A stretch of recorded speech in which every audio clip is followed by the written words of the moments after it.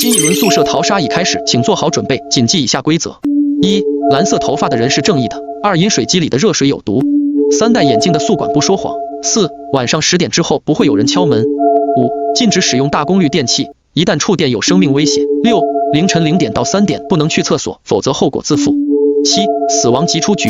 刚刚宿舍门缝里递进来一张新纸条，上面的规则没有变动。看完后，我们紧皱眉头，回到了自己的床位，希望今晚可以安全度过。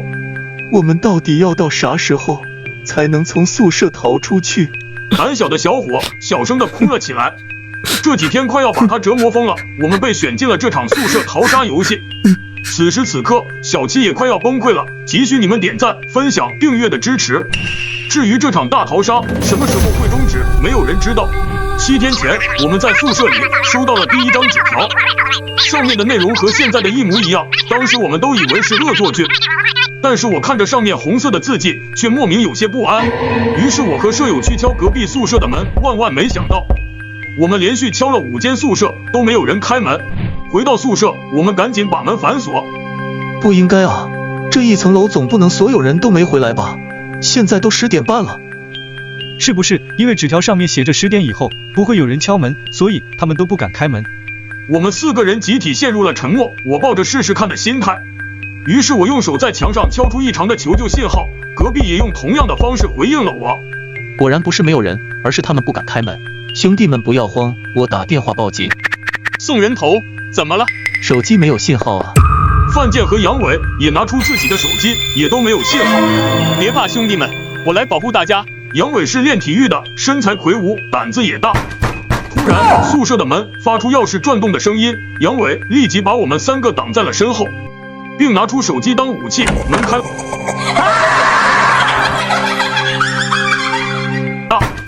突然，宿舍的门发出钥匙转动的声音，杨伟立即把我们3个挡在了身后，并拿出手机当武器。门开了。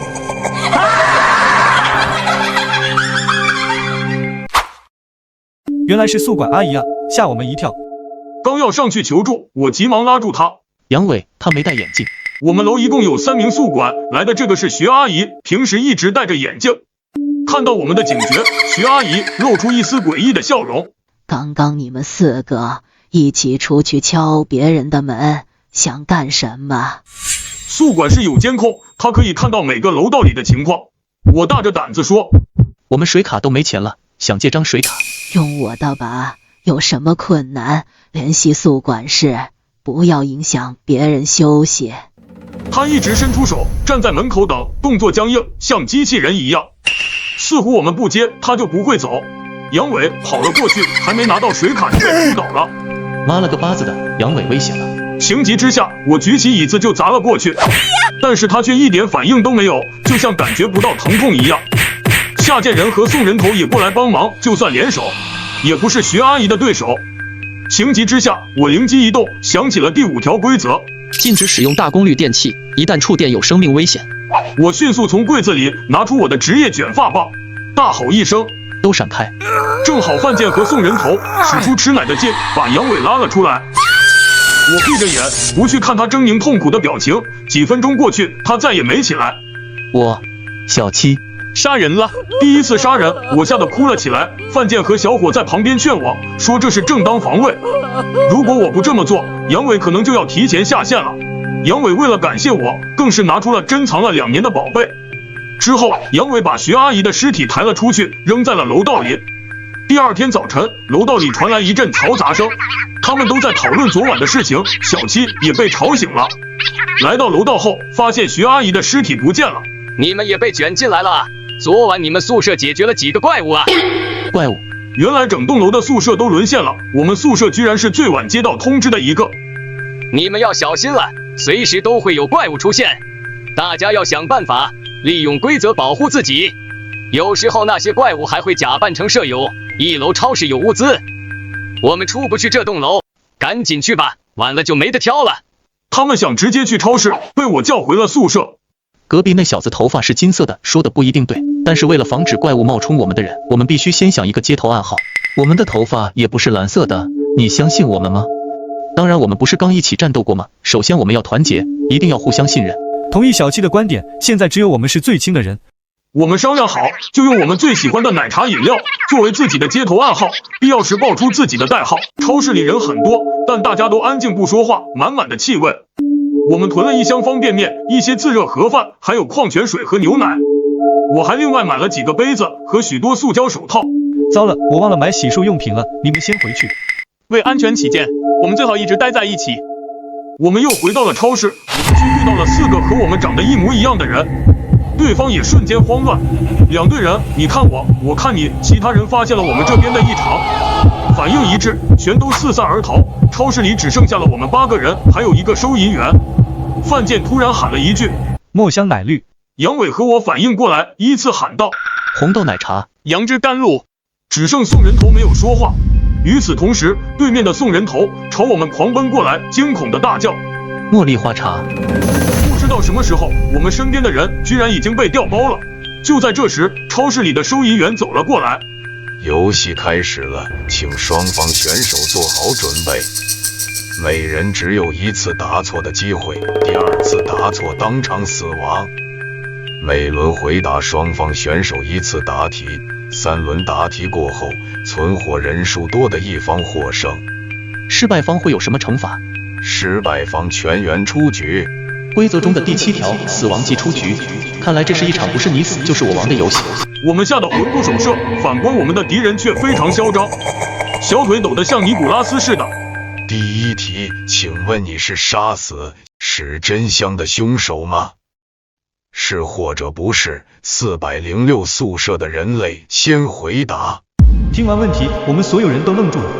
史真香是我们学校的学生，去年暑假开学，他因为全科成绩挂科，从教学楼天台跳楼身亡，遗书就留在他的鞋子旁边。范建非常肯定的回答：不是。回答错误。范建根本不认识史真香，为什么要杀他？他明明是自杀。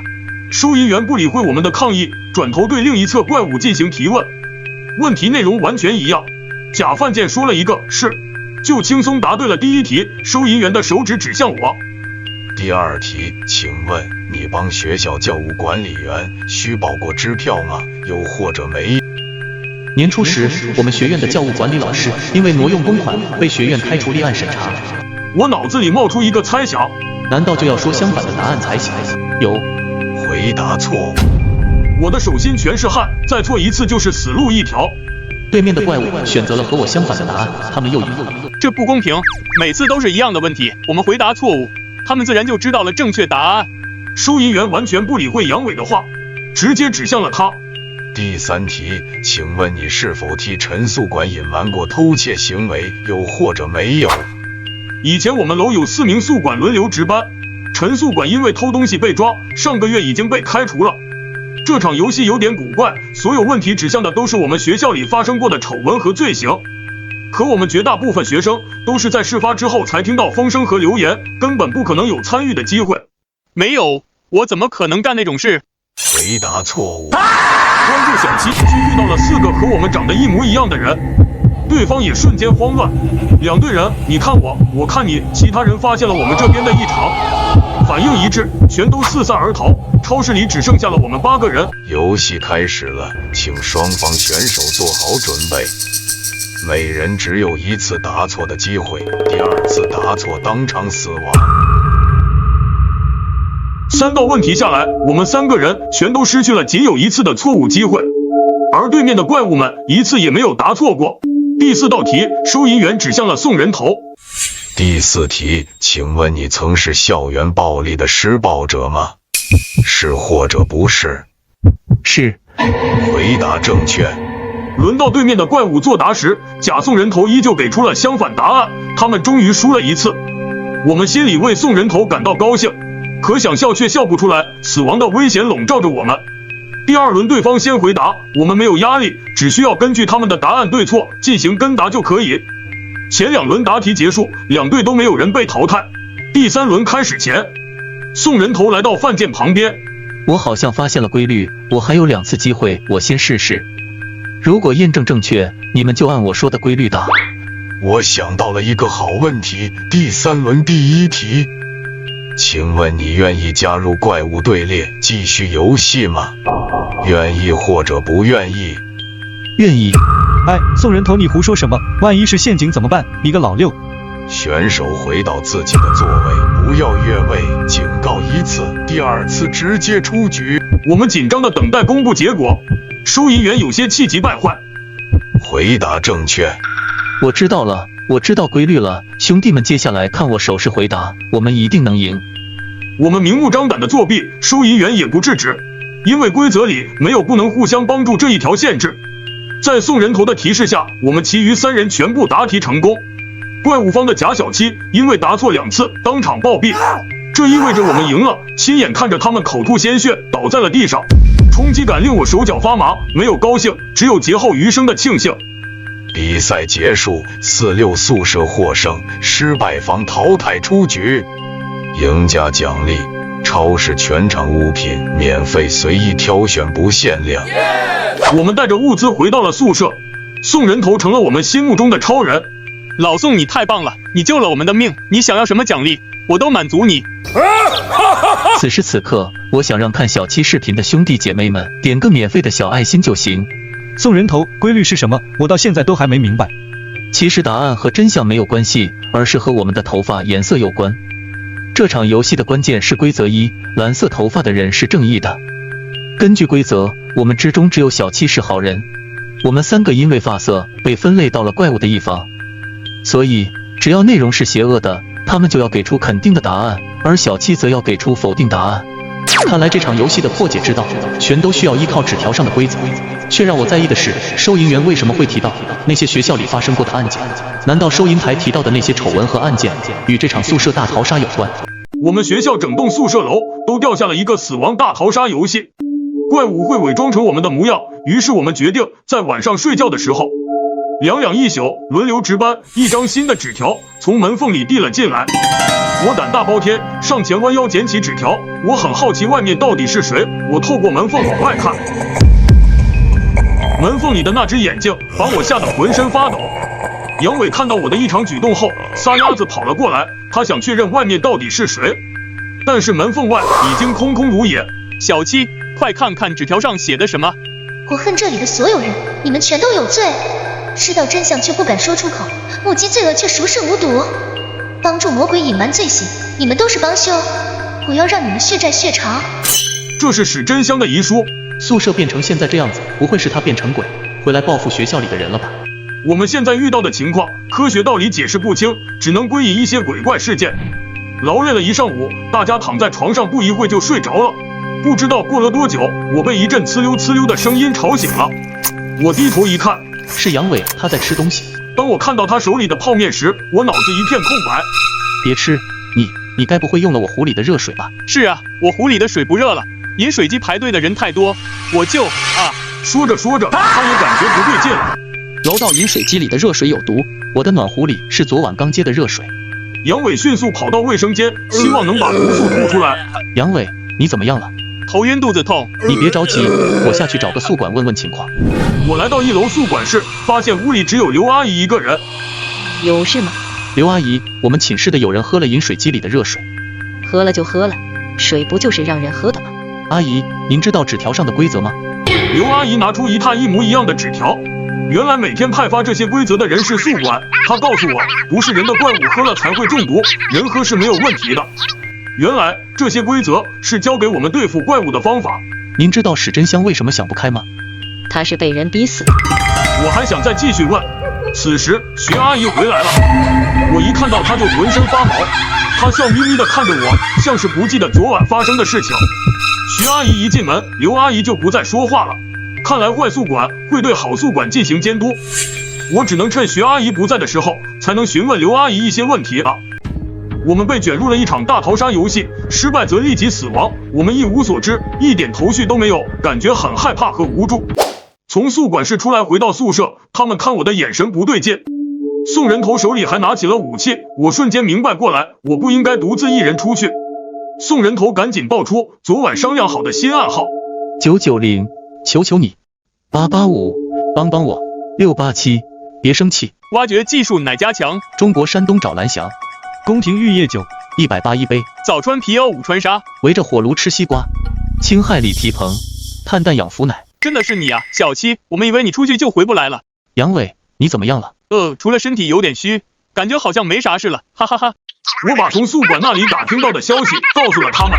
此时我们都意识到自己对这场死亡游戏了解的太少了。我们不能总是躲在宿舍里，决定去楼道里探索一番。路过饮水机，有不少人在排队接水。蓝色头发的是郝文，说不定他能知道一些东西。同学，你知道饮水机里的热水人是可以喝的吗？对方小心谨慎地看了看我，确定我没有攻击意图后才说：我知道啊。看来规则对所有人都适用，而且他可能知道的比我们多。我们昨天才开始接到规则通知，什么都不懂，咱们能不能共享一下信息？他和我一样也是蓝色的头发，就不可能是怪物。可以，但我只能单独告诉你。我谨慎地跟着他走到了楼梯口这个位置，能让室友看到我，但却听不见我们的对话。你不该和他们在一起，他们不是蓝头发，迟早会变异。这栋楼里的怪物都是由人变异而来的。蓝头发的人已经结盟了，你可以搬到我们宿舍来，我们是临时凑成的宿舍，大家都是蓝头发。谢谢，不过我想问一下，关于史真香你知道多少？他住在306宿舍，不过去他们宿舍打探消息的人都没能走出来，所以没什么有效信息。我不能说太多，你考虑一下。来我们宿舍，我先走了。对了，史真香的舍友全都不是蓝色头发。回到宿舍，我把蓝头发男生和我说的事情全都告诉了室友。室友非常体贴，说如果我担心他们变异可以搬走。他们可以理解，但是我不打算搬走。我们一起经历了很多，感情深厚。我怎么能因为一个陌生人的话而离开他们呢？况且我认为蓝头发的问题一定会有破解的方法。忽然，楼道传来了一阵躁动的声音。我开门查看，发现徐阿姨正在挨个宿舍进行检查。很快就轮到了我们，我事先把通了电的卷发棒藏在身后。徐阿姨要求检查我们的电脑桌，在犯贱的键盘下面发现了一张纸条。徐阿姨看到纸条上的内容后，想要把犯贱带走，我就拿出卷发棒威胁她，有些气馁。临走时冷笑着说：他键盘下的纸条会害死你们，我可是为你们好。离开前，他还用红色笔在我们宿舍门外画了一个圆圈。在走廊里，伸着脑袋观察情况的人发出一阵惊呼，竟然是怪物攻击符号，又是他们宿舍。昨天在超市，怪物也选中了他们。他们是不是和史真香的死有关啊？不然为什么每次都是他们倒霉？说不定史真香就是他们害死的啊。我们觉得这张纸条应该是昨天我们都出去的时候被偷偷放进来的，我们不能坐以待毙了。对，不能老是待在宿舍里，这样很被动。我们应该出去寻找线索。经过大家商讨，我们一致同意一起去会这个神秘的306宿舍。我们来到了306宿舍，对面3个人发出阴森的笑声迎接我们。怎么来了这么多人？宿舍都快坐不下了。谁是犯贱？犯贱站了出来，他们看了一眼后，邀请我们一起吃东西。桌子上全都是鸡腿，穿红衣服的拿着一个大鸡腿，朝卫生间的方向走去。从卫生间出来，他手里的鸡腿已经不见了。卫生间里还藏着一个人，我们都没敢说话。杨伟胆子大，直接问道：我去，谁这么重口味躲在厕所吃东西？叫他出来洗，吃不香吗？宿舍的3个人面带微笑，并不回答。几秒钟后，杨伟又蹦出来一句更要命的：你们该不会把史真香关在厕所里了吧？我刚想说不可能，人都死了，怎么可能会被关起来？结果对方说话了：废话真多，你要进去陪他吗？我们先要去卫生间里看看。去，可以去，但只有犯贱可以进去。不行，我们至少要进去2个人。我们只有3个人，比赛开始的前提是队伍人数一样。你们有资格和我们谈条件吗？必须要有1个人被关起来。那我们可以出去1人。只有赢了比赛的人才有资格出去，输了的只能永远留在这里，等待下一组比赛的人出现。如果你们赢了，是不是就可以变回人类了？对面3个人的笑容同时消失，怪物就是怪物，没有机会复活。我浑身发冷，也就是说，如果我们输了，就要变成怪物留在这里，化身306的成员，把眼前3个怪物放出去作恶。原来之前来打探消息的人并没有死，而是变成了怪物，不断循环。这也就意味着，在此之前，人类从来没有赢过。别逼逼了，要么犯贱进去，要么你们直接弃权认输。犯贱没有再说话，直接走向了卫生间，把水壶拿着，关键时候可能能保命。好了，那我们正式开始比赛。请406宿舍成员根据提示线索还原史真香自杀的原因。你们可以提问，但我们只回答是或者不是。半小时之内还原重点内容，超过90%则判定胜利，规定时间内没有完成任务则判定失败。那谁来当裁判啊？我们3个就是裁判，不公平，这样的话毫无公正可言。你们这又当婊子又立牌坊，你以为你们有选择的权利吗？现在计时开始。提示线索：史真香学习成绩很好，但大2上学期全科挂科。暑假开学后的第2天，他自杀结束了生命。请还原事情真相，注意每次只能问1个问题，之后我们开始一问一答。1. 史真香确实是自杀。2. 史真香和舍友之间的关系很差。3. 史真香自杀前曾经向舍友求救过，但是舍友无动于衷。4. 史真香的成绩不是他的真实水平，是人为原因导致的挂科。接下来的15分钟里，我们3个人做了不少于50种假设，都没能猜对院长让史真香挂科的原因。眼看还剩不到10分钟时间，宋人头小声重复遗书上的话：知道真相却不敢说出口，目击罪恶却熟视无睹，帮助魔鬼隐瞒罪行。这应该说的是3类人知道真相却不敢说的是室友，魔鬼应该就是指的院长。那还有帮助院长隐瞒罪行的人到底是谁？关注小七，下集更精彩。这比赛纯粹就是坑人，我都不认识他，我怎么猜他经历过什么？对啊，上次问题的时候还提到过宿管陈阿姨和财务管理员2个人，也许这些事件并非随机出现，相互之间有关系。我很快反应过来，宿管陈阿姨是不是目击了院长的罪行？那学校的财务管理老师是不是帮院长隐瞒了罪行？是。我连续找到了2个关键线索。杨伟和宋人头高兴的合不拢嘴，杨伟激动的抱住我说：现在就剩下最后一个关键问题了，院长到底犯了什么罪？正当我们还在思索的时候，卫生间里突然传出一声惨叫。我们想要去查看范建的情况，306的家伙们拦着路，死活不让我们过去。突然，范建出现在他们身后。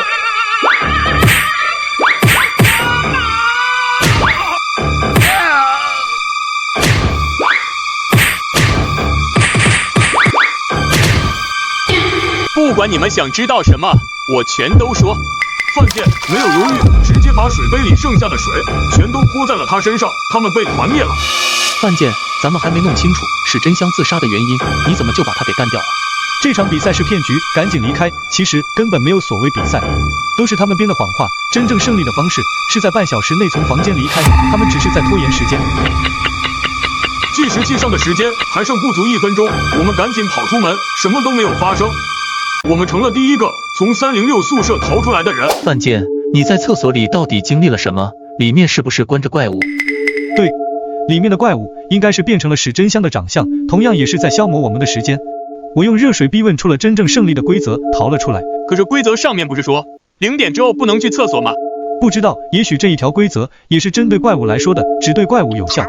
在3确认范建没有受伤之后，我们复盘了一下史真香的死因，决定找机会去问宿管阿姨。再次来到宿管室，幸运的是只有刘阿姨自己在。我开口说：阿姨，我们想。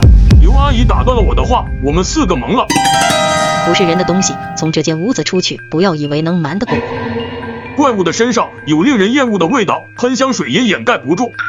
我们4个人里只有范建喷了香水。不可能，范建一天24小时都和我们待在一起，怎么可能是怪物？我打心眼里不愿意相信，可范建一句话也不说，他居然真的默默退了出去。大伙的眼泪说来就来。你怎么会是怪物？你一直跟我们在一起啊。其实306厕所里根本没有怪物，0点之后被关在厕所里的人会逐渐变异。等我脑海里开始接受怪物的规则时，我才意识到自己的变化，可惜已经来不及了。原来范建不是从怪物口中得知了比赛胜利的方法，而是他自己变成了怪物，获取了怪物才知道的规则。这怪物又怎么样？你没有伤害过任何人，你永远都是我们的好兄弟。违抗规则指令的怪物将被清除，它只会越来越虚弱，直到腐化。我们全都傻在了原地。要我伤害无辜的人，换自己苟活，我做不到。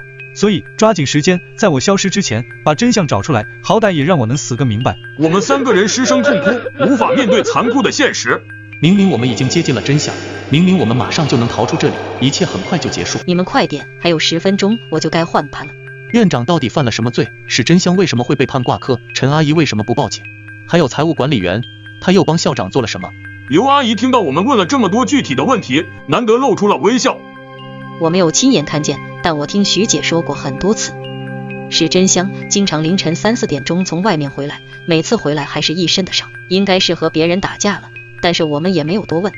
直到有一次她值夜班，碰巧看见史真香跟着一辆蓝色轿车，那里坐着一个男孩。第二天在学校里打听才知道是史真香他们学院院长的车，那个男孩是史真香的男朋友。后来那个男孩子跳楼了，史真香这孩子发了疯一样，说院长逼迫女孩子，还找人打他，可是没有人敢相信他的话，这件事也就不了了之。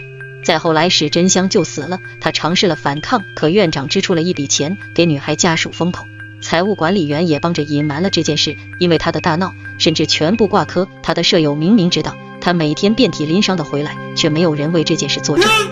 终于真相大白了，犯贱倒下了，彻底留在了这虚幻世界之中，而我们则被传回了现实世界。关注小七。你这个小狗子，现在学会偷钱了是吧？看来我已经很久没有揍你了，你不记得疼痛的滋味了吧？父亲来到了我的面前，嘴角夸张的裂开，手里还拿着一把2米半长的砍刀。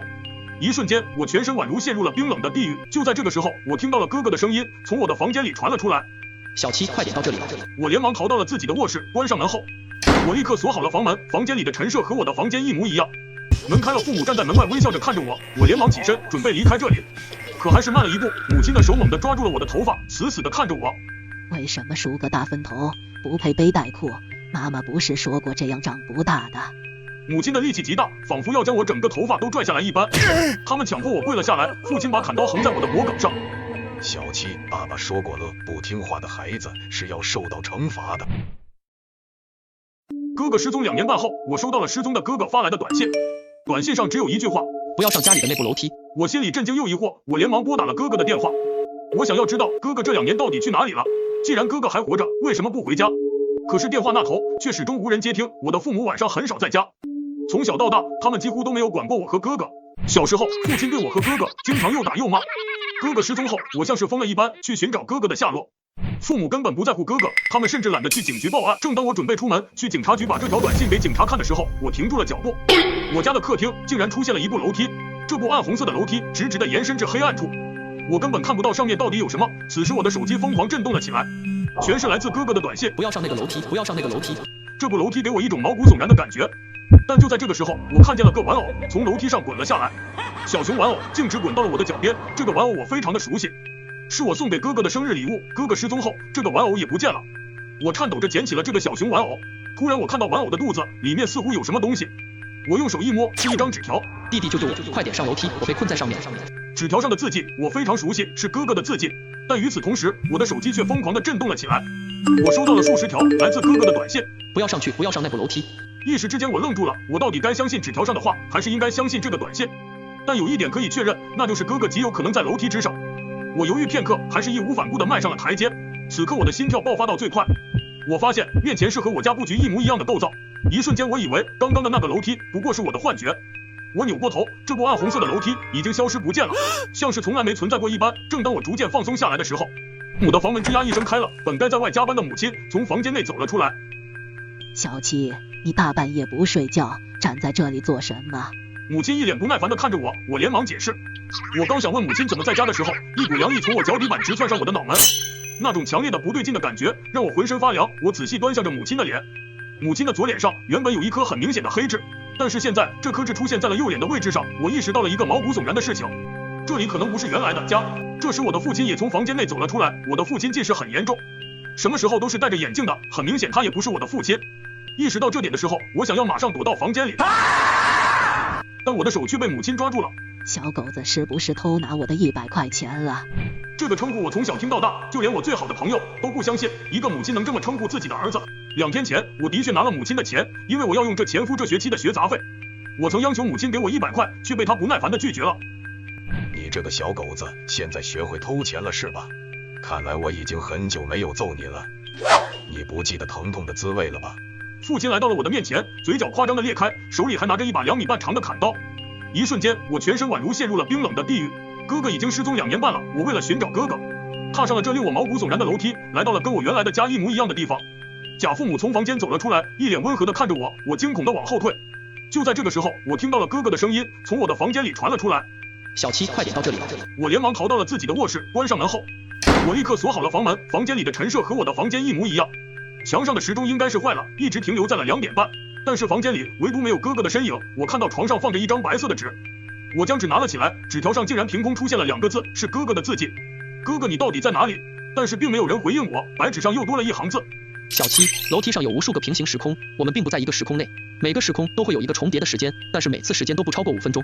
我能说话的时间已经不多了，虽然我已经极力阻止，但他还是想方设法的骗你上来了。接下来我和你说的话一定要牢牢记住，尽量不要忤逆父母的话，否则他们会惩罚你。厕所是安全的地方，你遇到任何危险都可以躲到厕所，但要记住厕所的灯是黄色的。虽然厕所很安全，但不要在厕所停留超过15分钟，不要去看床底下。如果不小心看见了，马上屏住呼吸。如果发现父母换上了红色的睡衣，请马上躲到厕所，他们进不来。你可以通过大门离开这个家，但是切记，我们4号楼是没有电梯的。如果你看见了电梯，请千万不要进入。小区里没有猫，如果你看见了猫，请不要相信它。我连忙从床头拿出一支钢笔，也在白纸上写了起来。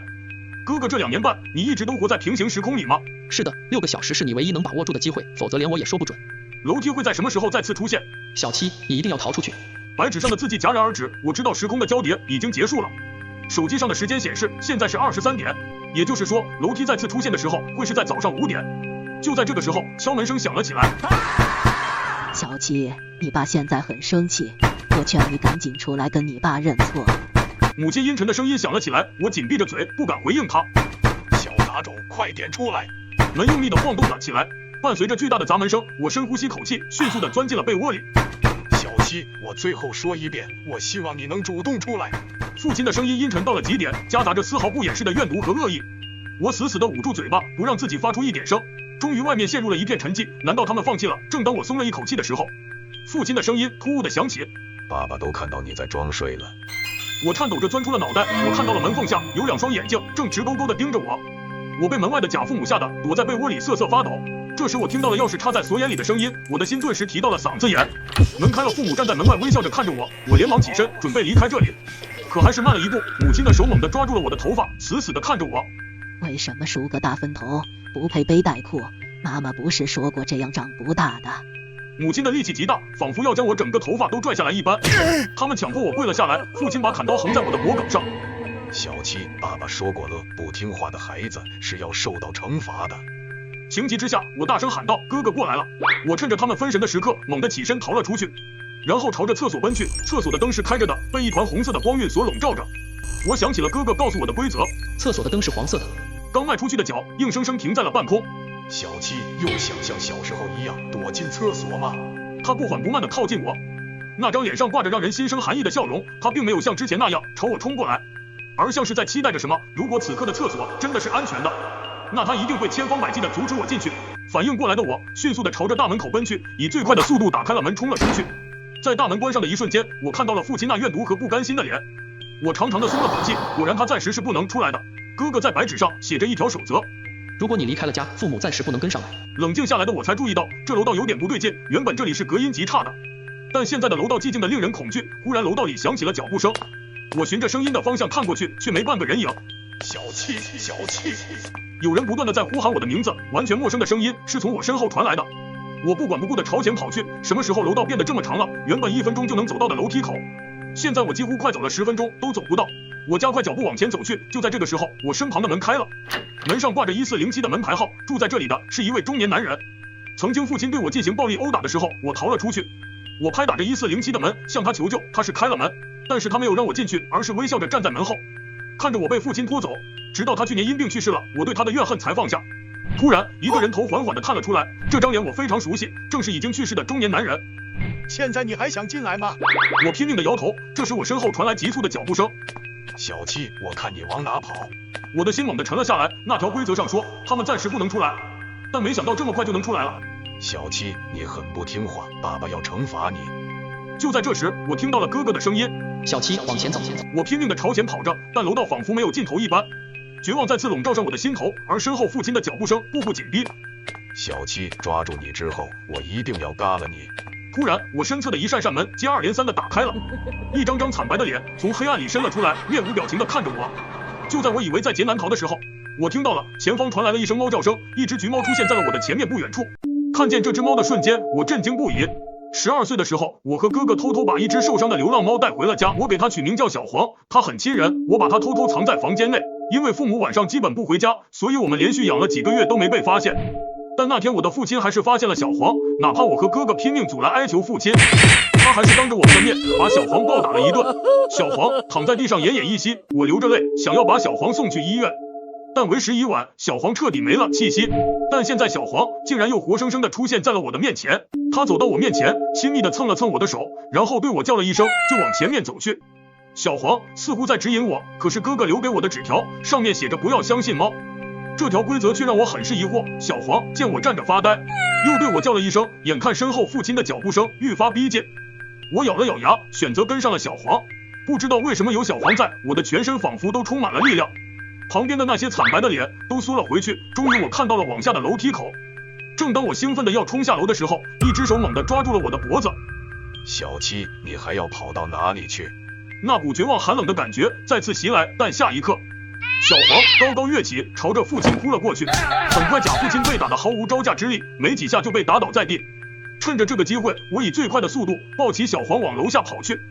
我来到了5楼，而距离楼梯出现的时间还剩下1个小时，我必须要在这1小时之内赶到1楼。这个时候我再次听到了杂乱的脚步声，但这一次我抱着小黄，内心早就没有之前的恐惧感。我很顺利的来到了通往下一层的楼梯口，但出现在我眼前的并不是楼梯，而是一部电梯。哥哥的纸条上说了，4号楼没有电梯，千万不要进电梯。突然电梯门开了，一个穿着白色衣服戴着蓝色口罩的人站在电梯内。小七，快进来。我后退了2步，摇摇头。突然小黄挣扎着从我手上跳了下来，一下子跑进了电梯。小黄，快出来！但是小黄这次任凭我如何呼喊，他都不出来。就在这个时候，我的耳边响起了哥哥的声音，哥哥的声音断断续续的，我只听到了零星几个字。小七，有些相反。难道哥哥想告诉我，有些规则是相反的？我立刻拿出了白纸，一行字正在缓缓出现。进入电梯，有些规则是相反的。小黄不停地叫着，似乎很焦急。小七，电梯门要关了。电梯门开始缓缓合上，就在这个瞬间，我迅速地钻入了电梯。电梯门在我眼前完全合上，不断地往下降。我拿出手机看了下时间，距离楼梯出现还有10分钟。叮的一声，1楼到了。我终于来到了1楼，我抱起了小黄，紧张地等待楼梯的出现。突然，母亲的声音在我身后响起：小七，你要逃去哪里？我颤抖着转过头，母亲惨白的脸出现在我身后，猛地抓住了我的肩膀。你是我生的，我有权利处置你的生死。就在这个时候，那诡异的楼梯出现了，回去的时间到了。我用力地挣扎了起来，但母亲的力道极大，怎么也挣脱不开。小七，你走不掉的。就在这时，哥哥从楼梯上走了下来，一个闪身把母亲踢倒在地。小七，我们快上楼梯。就在我们准备踏上楼梯回到现实世界的时候，发现贾父亲和房间里的鬼魂拦住了我们的去路。完了，这一下真的是在劫难逃了。就在这时，忽然一个白衣人一个闪身出现在了我们的身前。小七，你们退后，我来对付他们。天地无敌乾坤圈。没想到这白衣人还是一个神秘高手，这些鬼魂几下就被他打得灰飞烟灭。你为什么会来救我们？我跟你父亲是多年老友，受他所托来救你们的。我的父亲从小对我们就不好，怎么可能会救我们？你们是被这个世界的鬼魂影响了，让你们的记忆发生了很大的变化。因为这样，你们心中就会有很大的怨念，你们心中的怨念越大，他们的力量也就越强。好了，我们先回现实世界吧。欢迎来到规则怪谈世界。如果你们想顺利回到原本的世界，请务必仔细分析以下规则，否则后果自负。1. 这个世界一天只有12个小时，6小时一次黑夜交叠。2. 白天一切都是安全的，如果到了夜晚，你们需要各自回到各自的房间去，外面无论发生什么事都不许出去。3. 无论是谁敲你们的房门，都不能打开。4. 在这个世界，你们没有可以信任的人，唯一可以信任的就是自己。5. 你们家人中有一个变态，要根据情况具体分析，找到那个人，设法把他赶出你们家。6. 从厨房生产出来的食物，无论白天黑夜都不可以食用。7. 每个星期我们有一次出去采购的机会，不过只能去一个人，还得是你们100%信任的人。8. 如果采购回来的人发出异常的举动，那么他带回来的肉类均不可食用，因为你们并不知道那是什么肉。9. 厨房如果传来惨叫的声音，请立刻跑去查看，阻止声音的源头继续惨叫。我们3个面面相觑，看出了彼此的恐惧。我抬起头看向窗户，发现此时正是白天，说明我们暂时是安全的。就在这时，门口传来了开门的声音，我们连忙去查看，发现一个看起来和蔼可亲的中年妇女走了进来。他满脸笑容地走到我们旁边，我们齐刷刷地往后退。不过我却感到这个中年妇女有些熟悉。小七，你不认识我了吗？我懵逼地摇了摇头。这时，女人指了指墙上，墙上赫然摆着一个照片，那个女人正是面前的中年妇女。我大吃一惊，这不就是我小时候的照片吗？那这个人是我早年车祸去世的妈妈。还没等我去询问，妈妈就提着大包小包的东西走进了厨房。这时我才回过神来，想起了规则的第5条，妈妈去世多年了，这一定是假的，我们只要小心防备她就行。同伴们听了我的话，纷纷表示赞同。我们一起走到了沙发上坐下，都拿着手机玩着。不一会儿，妈妈拿着一个热气腾腾的鸡腿走了过来，她把鸡腿递到我的面前说：“鸡腿只有一个，你们3个孩子一人咬一口吧。”丢家咩，我们又不傻，哪里敢吃妈妈给的东西？我连忙推辞：“妈妈，我们不饿，还是给您吃吧。”妈妈没有多说什么，拿着鸡腿走进了厨房。也不知道过了多久，我慢慢的倒在沙发上，居然睡着了。直到一阵开门声，才把我吵醒。我揉了揉眼睛，往四周一看，发现有2个老人忽然出现在我们眼前，面无表情地看着我们。我吓得大叫起来：“爷爷，奶奶！”他们俩几乎同时叫出声来。这时，我发现窗外的天空变得黑暗起来。我低声对他们俩说：“大家赶快回房间。”你们3个都有各自的房间，天亮之前不许各自串门，你们自己选一间吧。我们点点头，向不同的方向前进。我一进房间，就往床上一躺，回想着早上发生的事情。这个世界的家人好像都是我们各自去世的亲人，那么之前对妈妈的猜想就得推翻了。刚想到这里的时候，门外传来了敲门声。我猛地一抬头，谁在敲门？小七，开门呐，我是你妈妈。门外传来了妈妈的声音。关注小七，下集更精彩。欢迎来到规则怪谈世界。如果你们想顺利回到原本的世界，请务必仔细分析以下规则，否则后果自负。我大吃一惊，这不就是我小时候的照片吗？那这个人是我早年车祸去世的妈妈。她把鸡腿递到我的面前说：“鸡腿只有一个，你们3个孩子一人咬一口吧。”丢家咩，我们又不傻，哪里敢吃妈妈给的东西？我连忙推辞。我慢慢的倒在沙发上，居然睡着了。直到一阵开门声，才把我吵醒。我揉了揉眼睛，往四周一看，发现有2个老人忽然出现在我们眼前，面无表情地看着我们。门外的妈妈还在持续不断地敲门，我心里非常的清楚，只要我一开门，估计就要见佛主了，所以不管门外的妈妈如何敲门，我都不开。就这样，我在房间里惊恐地度过了4个小时，妈妈也在门外敲了4个小时的门。我看到窗外天慢慢亮起来，我知道安全了。此时门外的妈妈也安静了下来，我基本确定妈妈是那个变态的家人。我迅速起身，跑了出去看了看我的同伴们。我一到客厅，就发现妈妈坐在沙发上，脸上还挂着和蔼可亲的笑容。妈妈，你昨晚敲门是找我什么事吗？没想到妈妈听我这么说，却表现得很疑惑。她挠挠头，一脸茫然地对我说：“小七，你昨晚是不是做噩梦了？我昨天晚上一直在卧室里睡觉啊，根本没有敲你的门。”我一下子想到了第2条规则：白天一切都是安全的，如果到了夜晚，你们需要各自回到各自的房间去，外面无论发生什么事都不许出去。看来白天一到，妈妈就恢复了正常。此时，我的2个同伴也从各自的房间里走了出来。妈妈一脸笑容地说：“阿星、小帅，你们饿了吧？我去给你们做饭。”说着就往厨房走去。此时2个同伴正窃窃私语，我凑了过去，问道：“你们在说什么？”小帅连忙捂住我的嘴，示意我小点声。他神秘兮兮地对我说：“小七，你昨晚那里有没有发生什么奇怪的事？”我惊呆了，难道妈妈也去他们那里敲门了？不可能，昨晚她一直在我门前。我把想到的说给了他们听，他们听后脸上露出了特别惊讶的表情。小帅惊恐地对我说：“我奶奶也来敲门了，是敲了1个晚上，还发出了非常恐怖的声音，吓得我在床上抖了一晚。”我发现脑袋不够用了，因为疑似变态的人又多了一个。我又问阿星：“你爷爷昨晚敲你的门了吗？”他说：“那倒没有。”听完我才松了一口气。这么说，变态就藏在妈妈与小帅奶奶之间了。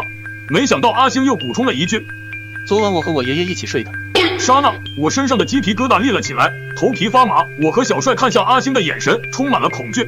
我和小帅连忙与他拉开了距离，他显得不知所措。“你们怎么了？为什么离我这么远？”我颤颤巍巍地问他：“你怎么会和你爷爷一起睡呢？规则上不是写了吗？无论谁敲门都不许开。”“可是那是我爷爷啊，并且开了门之后也没对我做什么伤天害理的事，我还睡得很香呢。”话音刚落，厨房传来了惨叫。突然，我想起了规则上的第9条：厨房如果传来惨叫的声音，请立刻跑去查看，阻止声音的源头继续惨叫。于是快速地向厨房跑去。我进了厨房，发现妈妈手里拿着10米大菜刀，把阿星的爷爷按在地上摩擦摩擦再摩擦。凄惨的惨叫声是从阿星的爷爷口中发出的。丢家咩！我连忙奔过去，一个铁头功把妈妈震到一边，这才阻止了惨叫。阿星爷爷慢慢的从地上站起来，面无表情的走了出去。我横着看竖着看，也感觉他不像正常人，不对，感觉像是阿飘。我转身要走出去，结果发现身后有什么东西向我飞来。只见空中一个纸团从天而降，接着滚到了地上。我弯腰捡起，又看了看妈妈，发现她好像不知道我的存在一样，还在继续忙自己的事。我刚想打开这纸团，没想到妈妈发话了：不要在这里看，跑房间里看去，记住不可以让任何人见到这上面的内容。我默默地点了头，走了出去。阿星和小帅还在沙发上坐着，只是他们的表情都不太自然，刻意的与对方保持着距离。我跑进房间，迅速把纸团打开，只见上面用醒目的红色字写着：你必须认真琢磨一下第1条规则与第4条规则，这样才有可能生存下去。还有，你其中一个同伴已经不是你的同伴了，具体是哪一个，我还不知道。什么？关注小七，下集更精彩。来到客厅，我妈、小帅的奶奶和阿星的爷爷都坐在沙发上，他们一人拿一个大鸡腿。说实话，这辈子我都没见过这么大的鸡腿，比我腿都粗。接着，我妈把手中的鸡腿递给了我，小帅的奶奶、阿星的爷爷也把手中的鸡腿纷纷递过去。这时候我很清楚，谁要是接了鸡腿，谁就有大问题。可我等了大半天，小帅和阿星都没有接家长给的鸡腿。我看着手中的纸条，突然感觉身旁有凉风吹过。我寻思着，妈妈说其中一个同伴有问题，会是谁呢？小七，你在这干嘛呢？我正想着的时候，背后传来了一个人说话的声音。我转身看去，原来是小帅。小帅，你什么时候来的？说着，我将纸条揣进了口袋。我刚来啊。对了，你妈找你。来到客厅，我妈、小帅的奶奶和阿星的爷爷都坐在沙发上，他们一人拿一个大鸡腿。说实话，这辈子我都没见过这么大的鸡腿，比我腿都粗。接着，我妈把手中的鸡腿递给了我，小帅的奶奶、阿星的爷爷也把手中的鸡腿纷纷递过去。这时候我很清楚，谁要是接了鸡腿，谁就有大问题。可我等了大半天，小帅和阿星都没有接家长给的鸡腿。眼看气氛越来越诡异，我只好打个圆场。妈妈，这几天我感觉我们吃的有些油腻了，鸡腿还是你们自己吃吧，我们想吃些清淡的。于是妈妈收回了手，坐在沙发上的那俩人也收了手。妈妈面无表情地对我说道：家里没有素菜，想吃就自己买去吧。我连连点头，让2个伙伴跟我来。我们来到阳台，我说必须马上采购食物，不然的话就算不触犯规则，我们也会饿死。但规则上说只有一个人可以去，选谁呢？听了小帅的话，我们3个大眼瞪小眼。显而易见，我们都不想出去，但是我知道这是一个机会，谁要是抢着去，他一定有问题。我们就这样僵持了很久。还是我去吧。小帅皱皱眉说。我和阿星都点了点头。小帅，你必须在天黑之前回来，否则可能会有危险。我叮嘱他。小帅点了点头，目送小帅出门。我和阿星回到客厅，此时这里空无一人，只有一个吃的肉都不剩的骨头在地上。我拿起来仔细的观察，发现这根本不是鸡腿，而是人的腿骨。想到这里，我吓得扔掉了我手中的骨头，而阿星已经坐到沙发上，无表情的玩起手机。我慢慢走过去，坐到他的旁边，不知道他是有意的还是无心的，他向旁边挪了挪，和我拉开了一定的距离。这时他口袋里的纸团掉了出来，居然和妈妈给我的一模一样。我偷偷的拿了起来，背对着他看了起来，结果第一眼我就傻了，这和我纸条里的内容居然一模一样。此时阿星把他抢了回去，惊恐地望着我。我想让他看看我的纸条，结果只是向他走了一步，他就尖叫地跑开了。这下我明白了，这纸条是为了迷惑我们，挑拨我们之间的关系。想到这里，我连忙向阿星跑去的方向追去。追到阳台，我慢慢地走了过去，他见退无可退，站在原地瑟瑟发抖地望着我。我站在他身前，对他说：阿星，别害怕，你的纸条是你爷爷给你的吧？他一愣，我将我的纸条递了上去。他一看，表情也变得和我一般。小帅他奶奶一定也给了他一张一模一样的纸条，这是在故意迷惑我们。这时的阿星已经恢复了理智，也认同的点点头。我们等小帅回来，就跟他摊牌吧。随着时间的流逝，我变得焦躁起来。6小时的时间马上就要到了，可是小帅还没有回来。我看向窗外，天色变得黑了，小帅肯定出事了。就在这时，我听见家中大门开了，我伸出了脑袋听。我回来了，小七，阿星快来吃东西。是小帅，天黑了，他怎么才回来？我假装没听到，上床睡觉了。小帅带了什么吃的回来？此时传来阿星的声音，我暗叫：不好！关注小七，下集更精彩。来到客厅，我妈、小帅的奶奶和阿星的爷爷都坐在沙发上，他们一人拿一个大鸡腿。说实话，这辈子我都没见过这么大的鸡腿，比我腿都粗。接着，我妈把手中的鸡腿递给了我，小帅的奶奶、阿星的爷爷也把手中的鸡腿纷纷递过去。这时候我很清楚，谁要是接了鸡腿，谁就有大问题。可我等了大半天，小帅和阿星都没有接家长给的鸡腿。眼看气氛越来越诡异，我只好打个圆场。不知道过了多久，这时窗户外面亮了。就在我准备出去的时候，我发现在桌子上不知何时有一张纸，上面写着：小七，我是小帅，我接下来的话你一定要记住，家里的规则你千万不要相信，那是假的，真正的规则在楼梯间，你要想方设法的跑出来，我们就在楼梯间汇合。我已经知道了打破规则的办法，千万不要相信家人的话，不可以吃家里的任何东西。阿星的话已经不能听了，他被他奶奶洗脑了。现在你有2个选择：第一，带着阿星一起逃离到楼梯间；第二，不管阿星，独善其身，自己到楼梯间与我会合。这2个选择只有一个真的，你要好好的想清楚。我能说的只有这么多了，祝你好运。我来到客厅，可是我并没有见到阿星。正当我要去其他的房间寻找时，阿星的爷爷突然出现在我的前方，他手里拿着菜刀向我逼近。我后退，转了个身，想要回到自己房间，没想到后面居然还有小帅的奶奶，我无路可走。小七，你为什么这么不听话？不是说过吗？天黑千万不可以出门。天不是亮了吗？我看向窗户，可是窗外一片漆黑。丢家咩，不管了，不走的话肯定死路一条，顾不了这么多了。于是快步向门口跑去，那2人就在后面跟着。我迅速把门打开，一把门关上，坐在地上直喘气。屋里的那2个一直在砸门，不知道这薄薄的门能否顶住他俩的攻击。就在我要去找小帅的时候，妈妈不知何时一脸诡异的从我前方飘了过来，被吓尿的我则是慢慢的向后退，但是我已经退无可退，于是闭上眼睛等待命运的安排。没想到他居然飘回了家里，我睁眼一看，妈妈不见了，里面的人也停止了砸门。就在我又要去找小帅时，屋子里传来了打斗声，我刚想去看一下，就在这时，忽然一个头伸了出来。快带上阿星，马上去找小帅！我要顶不住了。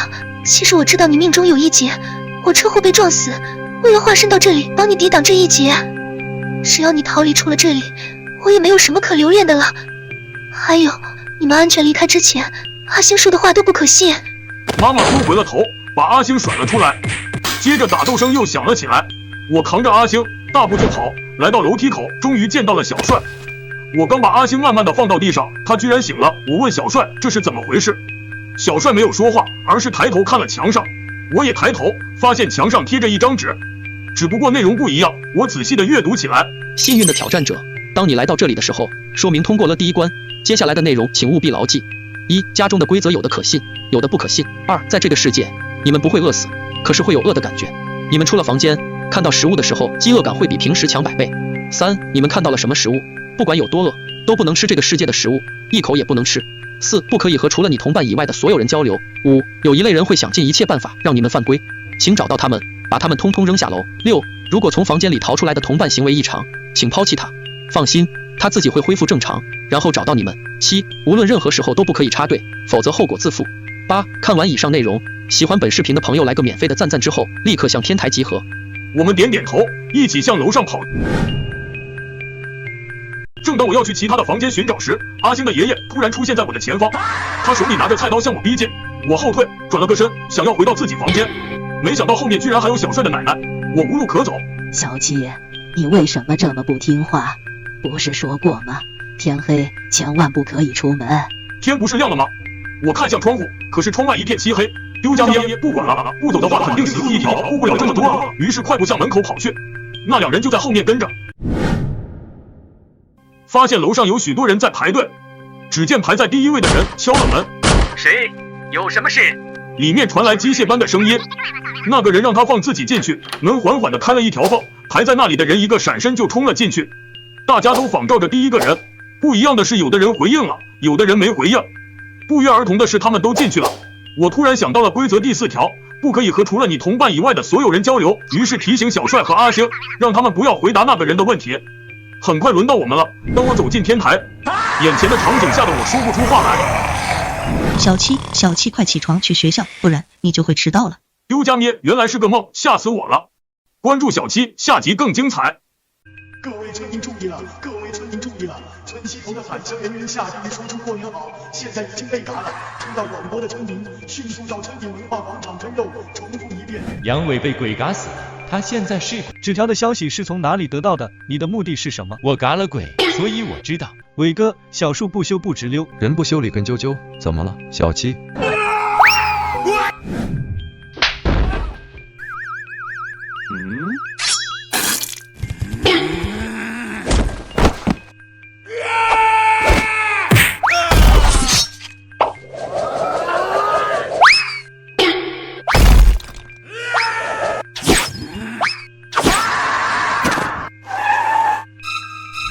刚刚踏进村子的那一刻，我收到了一条短信，请遵守好这24条规则，在村子里坚持到初一结束，坚持不住就会死。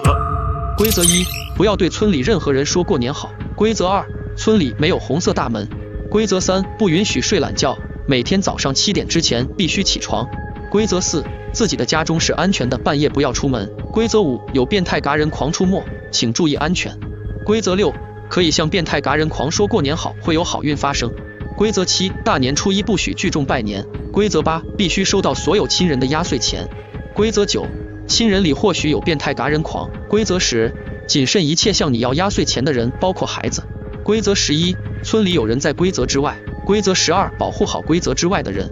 规则13，有问题找村长。规则14，不要喝村长倒的水。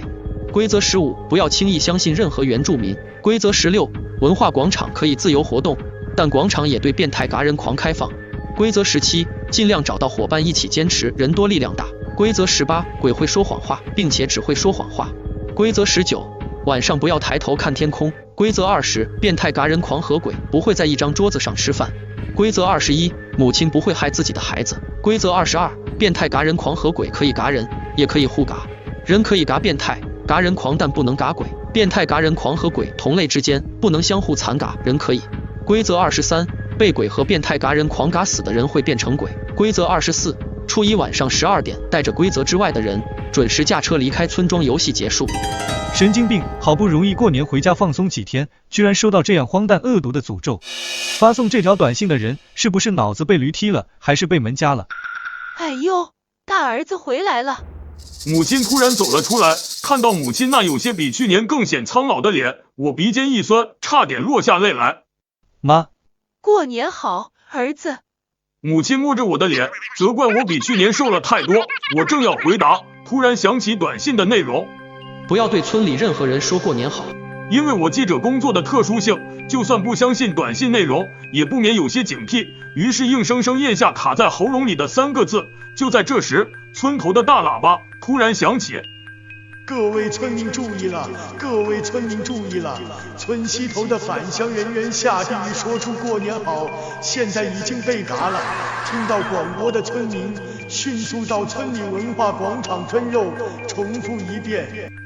大喇叭的内容让我目瞪口呆，而母亲听到广播后，已经兴高采烈地回屋，拿出一个大盘就要往文化广场走。我急忙拦住她。妈，你听到广播里说什么了吗？母亲转头留给我一个诡异的微笑。听到了，村广场嘎猪分肉，让我们去拿。我们来到了村文化广场，此刻广场已经围满了人，大家围在广场中心的案桌，案桌上有一个人，此刻已经被大卸8块。看到这一幕的我，脸色变得苍白，跑到一个角落，狂吐不止。此时的角落同样有几个人正在呕吐，我吐完后发现这几个人大多我都认识，他们是我从小玩到大的发小。宋人头、范建、杨伟，谁能告诉我到底发生了什么？范建此刻有些崩溃，案桌上被嘎的下地狱同样是我们的朋友。就在不久前，我们还在微信群里联系，约定这次过年回家好好聚一聚，没想到就此天人永隔。杨伟凑过来，神神秘秘地说道：大家也都收到短信了。下地狱就是因为说出那3个字才被嘎的，所以只要遵守规则，应该就不会出事。今天是腊月27，距离初一还有5天，只要我们遵守规则，小心点，应该能安全度过这几天。这时，有个穿戴时髦的男人走过来说：大家好，我是胡建仁。规则说尽量找到伙伴一起坚持，人多力量大。而且大家都是归乡人员，同时也都是收到短信的人，所以比起现在正在广场分人肉的原住民，我们显然更亲近一些。现在我们的任务就是去村里打听一下，看看今年到底有多少返乡人员，把大家团结在一起。这个提议显然深受大家认同，杨伟举手建议。那我们就由广场为界，兵分4路，挨家挨户去打听。说干就干，宋人头和杨伟还有刚认识的胡建仁，我们4个人向不同的方向追查。至于范建，他的情绪不稳定，我们让他留在原地休息。我向东边寻找，依据我的记忆，东边大多数的是老人，返乡人员应该很多，只有返乡人员收到短信。我边走边拿出手机复习规则，不要轻易相信任何原住民，也就是说，可以相信，也可以不相信，带来的一切结果，无论好坏，都要自己来买单。据此反推，原住民可能是好人，也可能是……我不敢继续想下去了。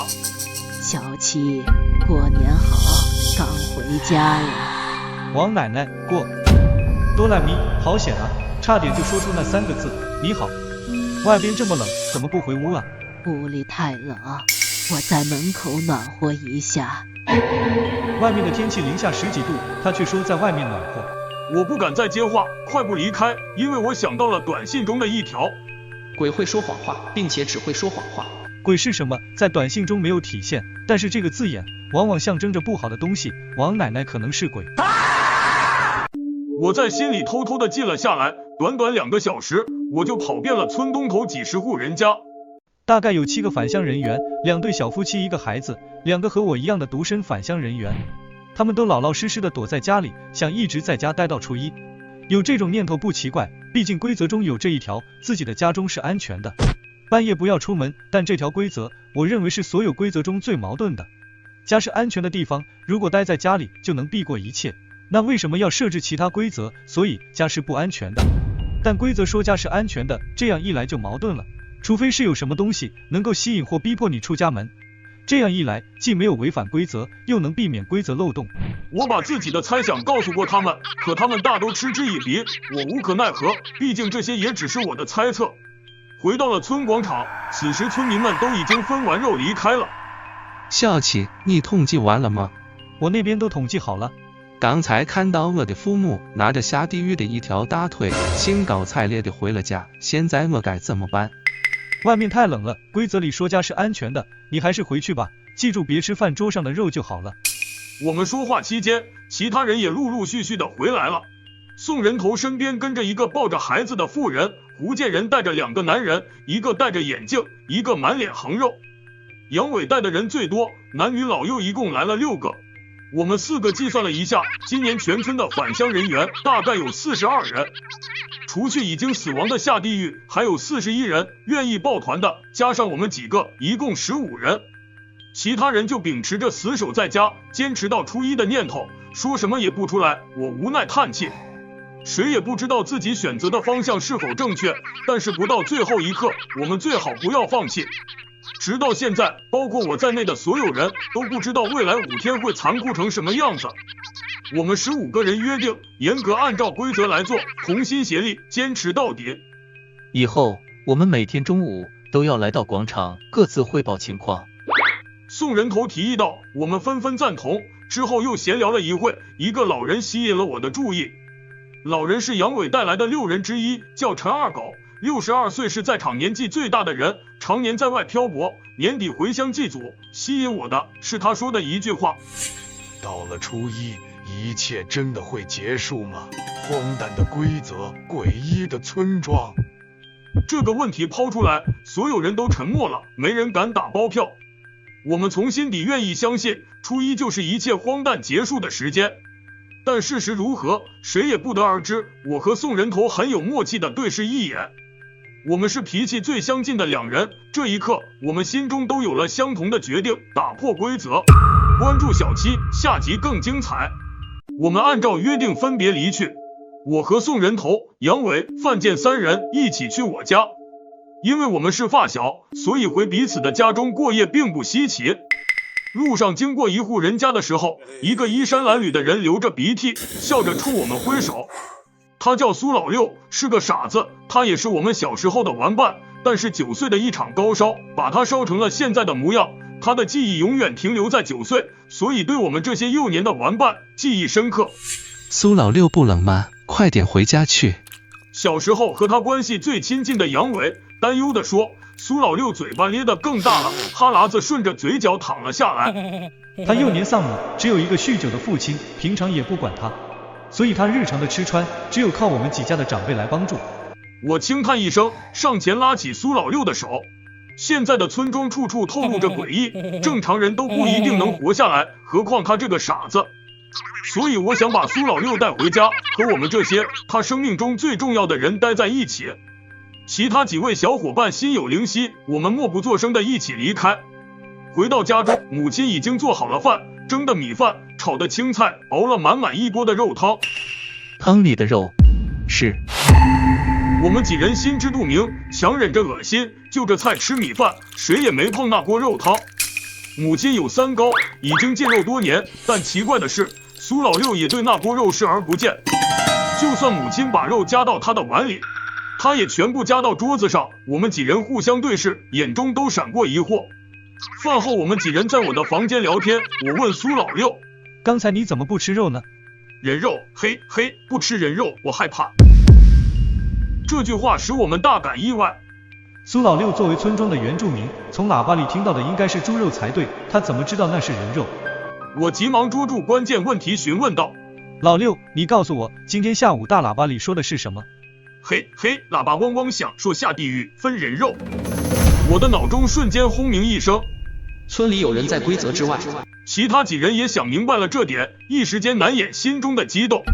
苏老六是规则之外的人。杨伟狂喜出声，我赶紧捂住他的嘴巴。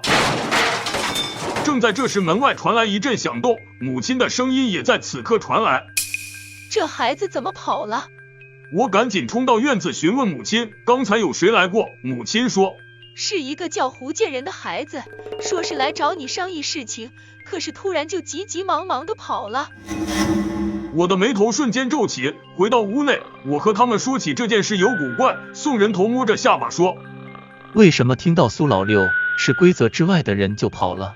规则说要保护规则之外的人，按理说找到了规则之外的人，他应该高兴才对。除非他本身目的和我们并不相同。此时的我也已经意识到了问题的严重性。如果胡建仁的任务和我们相反，那他只能是变态嘎人狂或者鬼。规则中说，人被变态嘎人狂或者鬼嘎死后会变成鬼，也就表示死去的人会以鬼的身份重新活过来。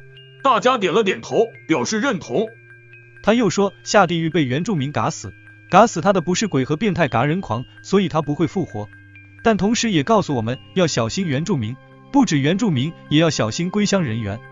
我的脑海中闪过了胡建仁，也就是说，现在所有人都有可能是鬼或者变态嘎人狂。有麻烦了大伙。第二天中午，我们一行人按照约定来到了广场集合。临行前，我拿上了我一直收藏着的弹簧刀。走在村里的大路上，突然我发现路上所有的人都在看向我们，眼睛一眨不眨的停留在我们几人的身上。这种诡异的氛围让我起了一身鸡皮疙瘩。范建捂着嘴巴跟在我身后瑟瑟发抖。保护好规则之外的人。我们把苏老六围在队伍中间，来到了文化广场。胡建仁和昨天他带来的2个人早就等候在那里了。看到我们来了，胡建仁热情地和我握手。手松开后，我发现手里多了张纸条，我不动声色地缩回手，把纸条放进口袋。这时候其他人都陆陆续续地赶来了，没有人缺席。昨晚有谁遇到了什么特殊的事情吗？所有人都摇头。我和宋人头对视一眼，示意他继续和大家交流，而我则默默地走到角落，拿出了胡建仁给我的纸条。杨伟被鬼嘎死了，他现在是……看到上面写的话，一股寒气从我的背后蔓延到头顶。你在看什么呢？一个声音突然从我背后响起，我急忙转身，正迎上杨伟那张笑着的脸。哦，没看什么。我强装镇定，把纸条收回到兜里。快点过去参与讨论，听下大家的建议，看下有没有什么线索。杨伟撇了撇嘴，转身离去。我突然叫住他，伟哥，小树不修不直溜。杨伟转过身，一脸疑惑地说，人不修理根啾啾，怎么了，小七？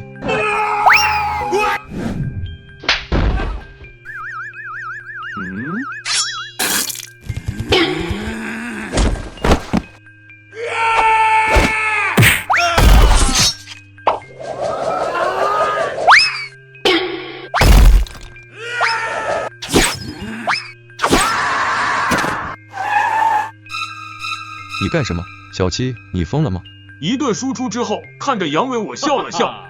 你先过去吧，我就想看看你还记不记得我们小时候的游戏。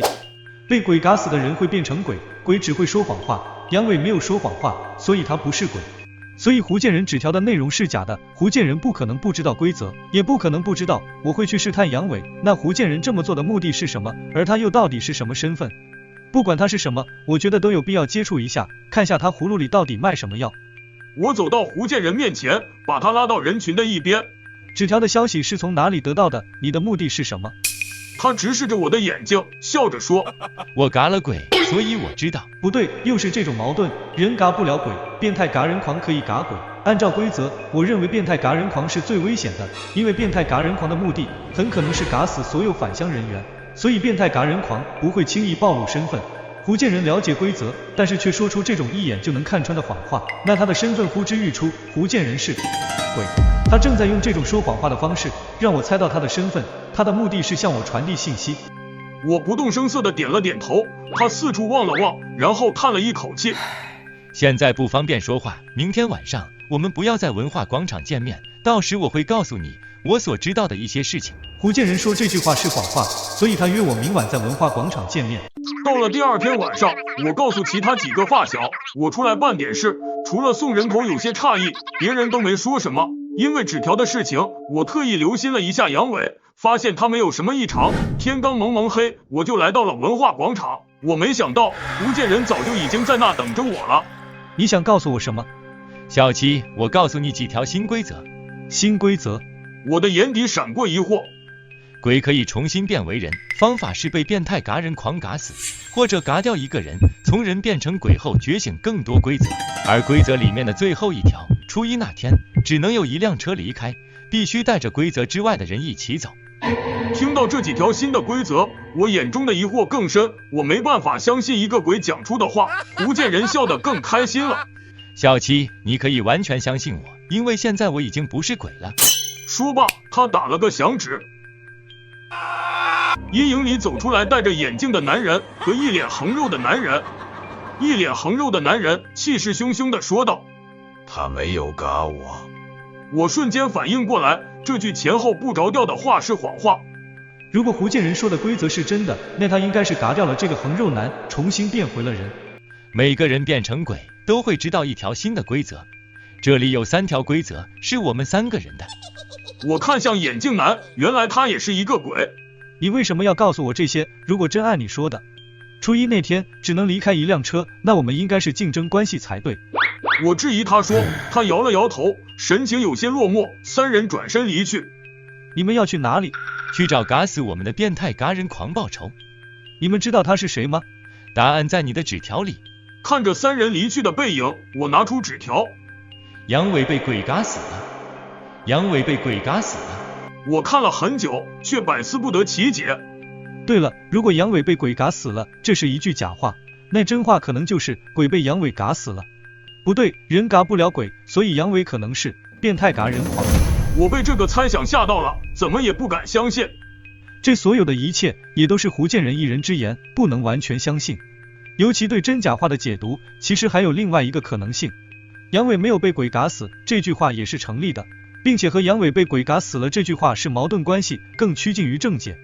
就在这时，范建突然出现在广场的尽头，他气喘吁吁，看到我后边哭，边向我跑来。小七，快回去，苏老六快被勒死了。